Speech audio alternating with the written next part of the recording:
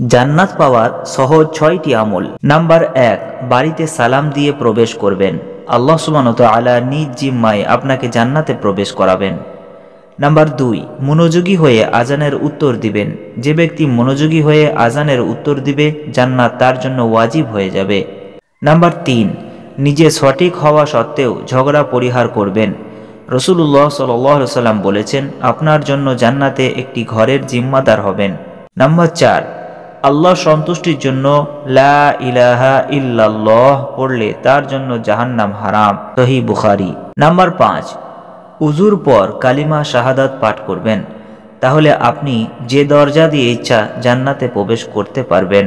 Number 6, প্রতিদিন অন্তত কয়েকবার হলেও সূরা ইখলাস পাঠ করবেন। যে ব্যক্তি সূরা ইখলাস পাঠ করবে তার জন্য জান্নাত সুনিশ্চিত। হে আল্লাহ, আমাদের সকলকে বেশি বেশি আমল করার তৌফিক দান করো, আমিন। ইসলামিক ভিডিও অবশ্যই শেয়ার করবেন, তাতে কিছুটা হলেও নেকি পাবেন।